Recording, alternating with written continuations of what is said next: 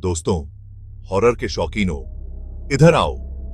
आज मेरे पास एक ऐसी रोंगटे खड़ी कर देने वाली कहानी है जो रातों में तुम्हारी नींद उड़ा देगी। मैपलवुड हाउस के भूतिया किस्से में आपका स्वागत है। एक छोटे से सोए हुए शहर के बाहरी इलाके में मैपलवुड हाउस, एक पुरानी विक्टोरियन हवेली, बड़ी शान से खड़ी थी। लेकिन इसके भव्य मुखौटे के पीछे एक काला रहस्य छिपा था। कहानी शुरू होती है 1923 में। अमीर हैरिंगटन परिवार वहां रहने आया, अपनी जिंदगी का एक नया अध्याय शुरू करने की उम्मीद के साथ।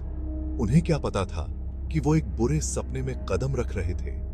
उनके वहां बसने के कुछ ही समय बाद अजीब चीजें होने लगीं।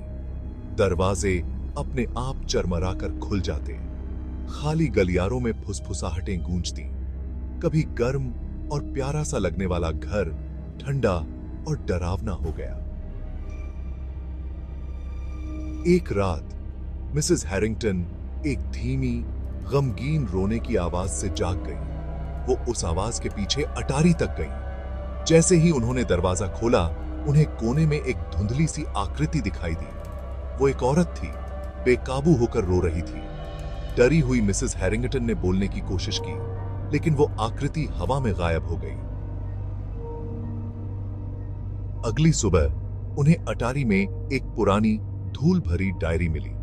वो एलिजा नाम की एक औरत की थी जो दशकों पहले उस घर में रहती थी। एलिजा की डायरी ने एक दुखद कहानी बताई।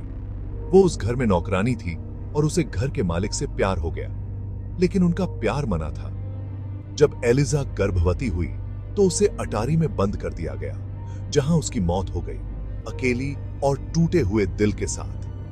हैरिंगटन परिवार को एहसास हुआ कि एलिजा की बेचैन आत्मा उस घर में भटक रही है, न्याय और सुकून की तलाश में। उन्होंने मदद करने का फैसला किया। उन्होंने एक समारोह किया, एलिजा के दर्द को स्वीकार किया और उसकी याद का सम्मान करने का वादा किया। समारोह के बाद वो भूतिया घटनाएं बंद हो गईं।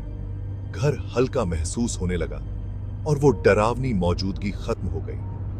हैरिंगटन परिवार मैपलवुड हाउस में ही रहा, शांति से रहने लगा, लेकिन वो एलिजा की दुखद कहानी कभी नहीं भूले। तो अगली बार जब आप किसी पुराने घर में कोई अजीब सी आवाज सुने, तो याद रखें, वो एक बेचैन आत्मा हो सकती है, शांति की तलाश में। जुड़े रहने के लिए धन्यवाद।